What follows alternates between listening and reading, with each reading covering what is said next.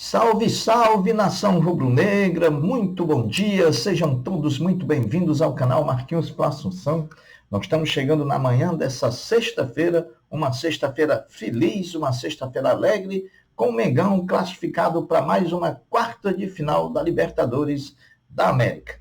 Antes da gente trazer esse giro de notícias do Mengão, eu pediria a você, rubro-negro, que ainda não é inscrito no nosso canal, que se inscreva, que deixe o like, que compartilhe os conteúdos nas redes sociais e que, por fim, você ative o sininho das notificações para que o YouTube possa notificá-los de tudo que estiver acontecendo de novidade aqui no nosso canal. Dito isso, vamos às notícias do Mengão, porque aqui não tem enrolação. Bom, o Flamengo voltou a campo ontem pela Libertadores da América, jogando em La Paz contra o Bolívia em jogo de volta das oitavas de final da competição e perdeu por 1-0, porém garantiu a classificação para as quartas de final por conta do placar agregado, juntando com a partida realizada no Maracanã, quando venceu por 2-0, trazendo o placar para 2-1 em benefício do Flamengo. A partir de agora, faremos uma análise fria e objetiva do que foi a partida Bolívar 1, Flamengo 0, resultado que garantiu a classificação do Flamengo para as quartas de final da competição. Todo mundo tinha plena consciência que seria muito difícil jogar contra o Bolívar em La Paz. Não propriamente por conta do time Bolívar em si, mas por conta da covardia que é jogar na altitude de 3.600 metros acima do nível do mar.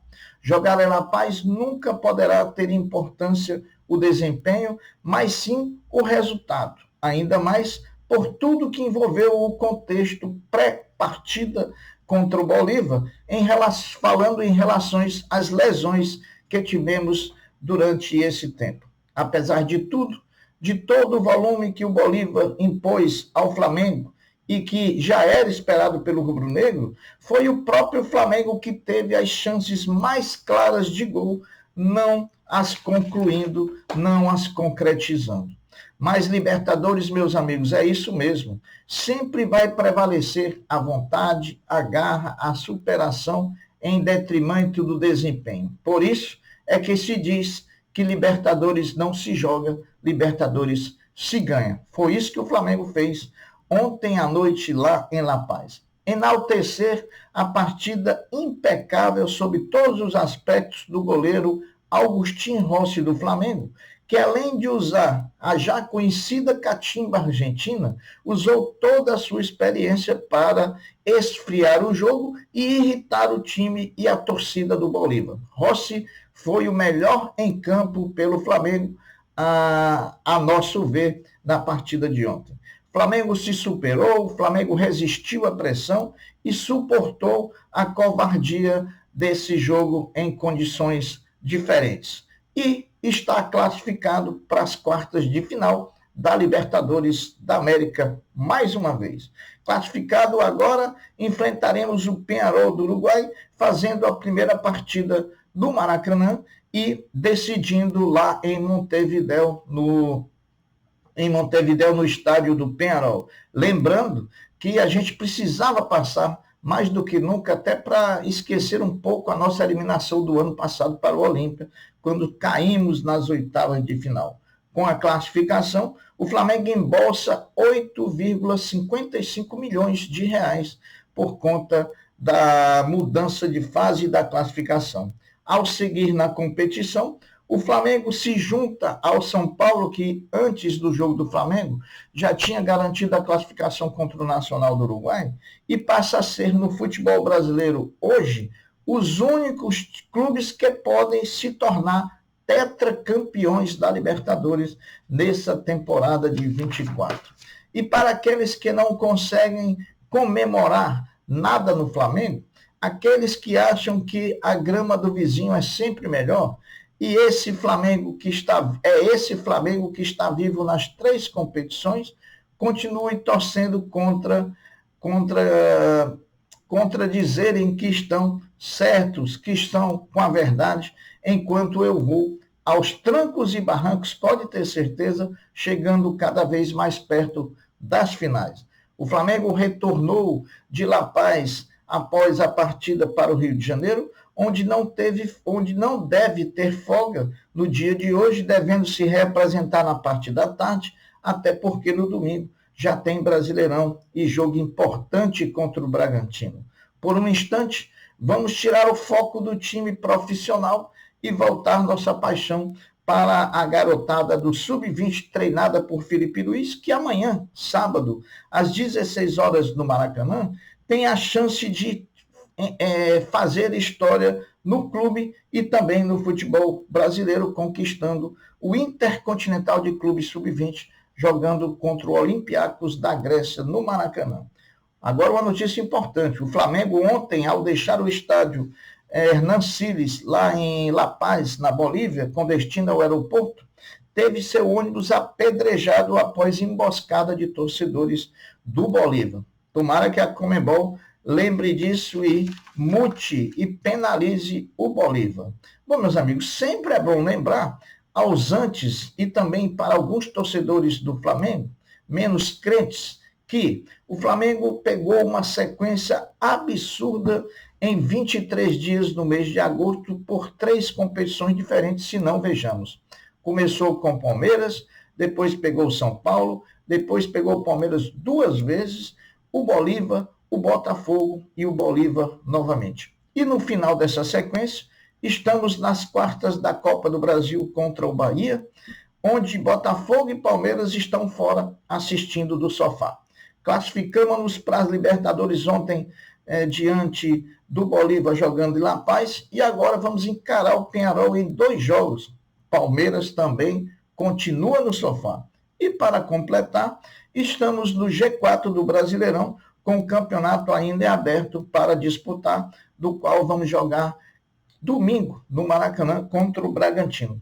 Lembrando que isso aqui é Flamengo, meus amigos. E agora uma coisa que é negativa, que a gente precisa recuperar o quanto antes, é essa condição de tomar gols da mesma forma como viemos tomando. Se não, vejamos, nós tomamos o mesmo gol contra o Palmeiras, contra o Botafogo e contra o Bolívar, sempre nas costas do Ayrton Lucas, né? Será que o Tite não está enxergando isso? Precisamos melhorar nesse quesito. Bom, saindo um pouco do jogo, feliz pela classificação, vamos às notícias mais gerais do time do Flamengo. O Bragantino, que será o adversário do Flamengo na próxima rodada do Brasileiro no final de semana, vai apresentar, quando estiver no Rio de Janeiro, uma proposta para tentar, junto à diretoria rubro-negra, fechar a contratação do meio atacante Matheus Gonçalves. As conversas esfriaram por conta do percentual de venda que estava sendo tratado. O Flamengo queria vender 50% e o Bragantino queria comprar pelo mesmo valor, 70%. Eles vão se encontrar agora no final de semana, pode dar negociação aí.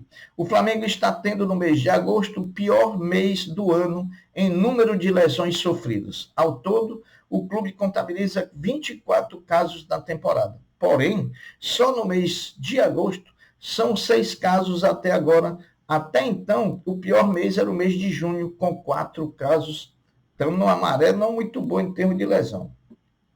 O Flamengo anunciou ontem de forma oficial a contratação do atacante Michael, primeira contratação na atual janela. O atacante assinou o contrato por 4 temporadas, inclusive o nome de Michael já está no bid da CBF, portanto já está legal para estrear, se for da vontade da comissão técnica. Vamos ver se Tite vai levar Michael no domingo, às 20 horas do Maracanã, para jogar contra o Bragantino. Assim como foi com o Michael, o Flamengo também anunciou a contratação em definitivo no dia de ontem, quinta-feira, do meia Jorge Mora, do meia atacante Jorge Mora, para o futebol da base do Mengão. O jovem de 18 anos tem passagens pela seleção da base do Paraguai, estava atuando pelo time profissional do Sol América e acertou com o mais querido até 2026, com opção de renovação por mais 2 anos e meio. O centroavante Pedro do Flamengo, mesmo estando ausente dos campos no momento por lesão muscular, mantém-se como líder da artilharia na temporada 2024 do futebol brasileiro, Vejam quem são os primeiros. Em primeiro, Pedro, com 29 gols. Em segundo, Lucero, do Fortaleza, com 23. Em terceiro, 3 empates. Mastriani, do Atlético Paranaense. Anselmo Ramon, do CRB. Isidro Pita, do Cuiabá. Todos com 21 gols marcados. Meus amigos, a Assistecard, multinacional de assistência integral aos viajantes, renovou seu contrato de patrocinador oficial do Flamengo, que teve início em 2022. Até o final de 2026, a empresa seguirá exibindo a sua logomarca nas camisas de jogos, treinos e uniformes de viagem da equipe do Flamengo. Ontem à noite, classificaram-se os 2 últimos clubes que participarão das quartas de final da Libertadores da América e que se juntaram a Fluminense, Atlético Mineiro, Colo-Colo, River Plate, Botafogo e Peñarol. Os jogos de ontem foram os seguintes: Bolívar 1, Flamengo 0. Como o Flamengo tinha vencido o primeiro jogo por 2-0, classifica Flamengo. São Paulo 2, Nacional 0. No primeiro jogo foi empate em 0-0, então São Paulo também avança. Agora confira os confrontos das quartas de final da Libertadores da América. O Fluminense e Atlético Mineiro, primeiro jogo no Maracanã. O Colo-Colo contra o River Plate, o primeiro jogo em Santiago do Chile. Botafogo e São Paulo, primeiro jogo no Engenhão. Flamengo e Peñarol, primeiro jogo no Maracanã. Os jogos de ida serão provavelmente nos dias 17, 18 ou 19 de setembro.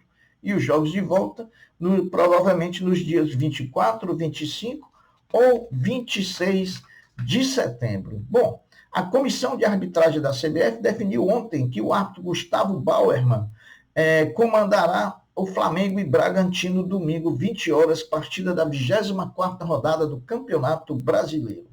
Hoje, sexta-feira, a partir das 14 horas, no CT Ninho do Urubu, o Flamengo fará a apresentação oficial do atacante Michael como novo reforço do Mengão, ele que retorna ao mais querido depois de 3 anos. Então, seja bem-vindo, Robozinho, seja bem-vindo, Michael. A CBF definiu que a Supercopa do Brasil de 2025 já tem local e estádio definido para ser realizada. O Mangueirão, o estádio Mangueirão em Belém do Pará, maior vencedor, será a sede da Supercopa de 2025. O maior vencedor com 2 conquistas, o Flamengo, para estar nessa decisão da Supercopa, precisa ser campeão brasileiro de 24 ou campeão da Copa do Brasil também de 24. Vamos torcer, né? E para finalizar esse giro de notícias do Mengão, hoje, sexta-feira, o técnico, às 11 horas, o técnico da Seleção Brasileira, Dorival Júnior, convoca a seleção para jogos na data FIFA de setembro. Cresce a expectativa, nesse momento, pela presença dos nomes de Fabrício Bruno, Gerson e Ayrton Lucas. Pedro está fora por conta de lesão e Cebolinha também. Então, meus amigos, muito feliz com a classificação do Flamengo, muito feliz. Agora, vamos virar a chave. Domingo tem Brasileiro contra o Bragantino. Precisamos voltar a vencer no Brasileiro para que a gente possa continuar brigando por essa conquista que já está há 4 anos sem a gente levantar essa taça. Eu vou ficando por aqui, deixando um até breve, um até logo, dizendo fiquem todos com Deus, porque eu sempre estou com Ele. Saudações rubro-negras. Fui. Tchau.